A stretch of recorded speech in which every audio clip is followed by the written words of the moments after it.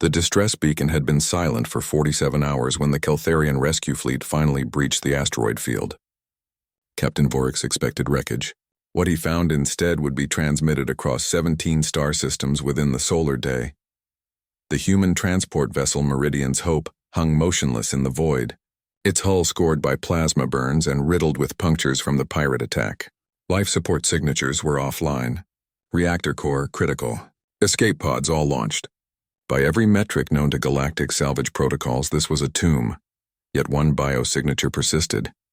Impossible, Vorix's tactical officer whispered, mandibles clicking in disbelief. That section has been exposed to vacuum for 2 standard days.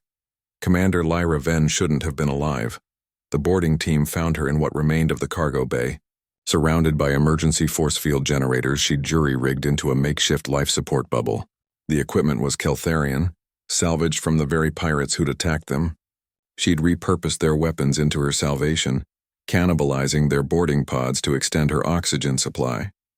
That alone would have been remarkable. Humans were known for their improvisation, their stubborn refusal to accept defeat. But Lyra Venn had not been alone.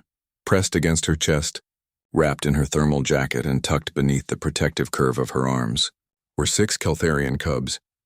Vorix felt his double heart skip in synchronized shock. The cubs were from the settlement on Kepler 442b, orphaned when the pirates raised their colony.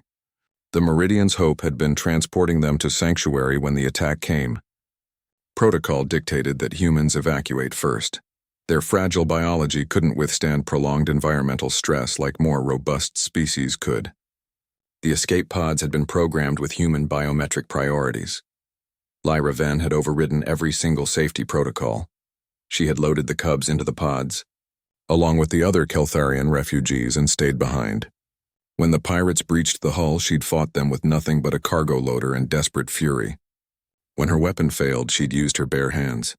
When the ship's reactor destabilized and the crew abandoned ship, she'd gathered the 6 cubs too young to reach the pods in time, and then she'd done the impossible. How? Vorix demanded as medical teams carefully extracted the sleeping cubs from her arms. Lyra was conscious, barely, her lips cracked and blue, her body shutting down from hypothermia and oxygen deprivation. How did you keep them alive? Her voice emerged as a rasp. Keltharian physiology. Can enter hibernation. When carbon dioxide levels rise, I read the xenobiology briefs. She deliberately let the CO2 build up, putting the cubs into a protective torpor while she'd stayed awake, manually cycling just enough oxygen for herself to maintain consciousness. For 47 hours, she'd remained alert, adjusting the force fields as power fluctuated, rationing her air supply molecule by molecule, keeping watch over the sleeping children while her own body slowly froze. The eldest cub, Raker, had been awake during the pirate attack. He'd seen Lyra fight.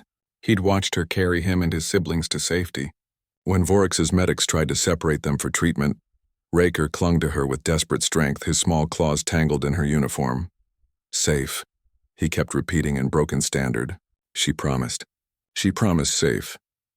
Lyra Venn had made that promise while the hull was rupturing around them, while plasma fire turned the corridor into an inferno. She'd looked into Raker's terrified eyes and told him something that every rescue worker in the galaxy would later hear in the recovered audio logs. I've got you. While I'm breathing, nothing touches you. It became a rallying cry, a human phrase that spread through Keltharian space like wildfire. Because Lyra Venn had meant it literally, the medical assessment revealed the true extent of her sacrifice. She'd given the cubs her rations, her water, even her body heat during the crucial first hours when the temperature plummeted. The frostbite damage to her extremities was severe. The oxygen deprivation had caused neural damage.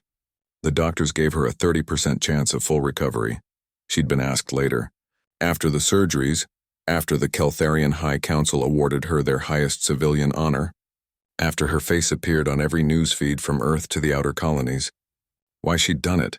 Lyra had looked confused by the question. They were children, she'd said simply, as if that explained everything. To humans, perhaps it did. But the galaxy had learned something that day about the species from Sol III. They weren't the strongest. They weren't the fastest or the most technologically advanced. Their bodies were fragile, their lifespans short, their immune systems laughably vulnerable. But humans possessed something that couldn't be quantified in tactical assessments or biological surveys. When they made a promise, when they decided someone was under their protection, they became an immovable force. They would reshape reality itself rather than break their word. Raker grew up to become a fleet admiral, known for his unconventional tactics and absolute commitment to protecting civilians. He wore Lyra's name on his uniform insignia, a human custom he'd adopted. The other 5 cubs followed similar paths, each carrying forward the lesson they'd learned in that dying ship, that sometimes the most powerful weapon isn't plasma or steel. Sometimes it's simply the unwavering conviction of one person saying, "Not while I'm alive." Commander Lyra Venn recovered, though she walked with a slight limp and cold weather bothered her damaged hands. She never returned to space transport duty. Instead, she trained rescue workers across a dozen worlds, teaching them improvisation, survival, and the art of keeping promises. And whenever Keltharian ships encountered human vessels in the vast darkness between stars, they transmitted a specific greeting, one that had become standard in their diplomatic channels. "May your wings shelter those who need them most," because that was what Lyra Venn had been in those final hours.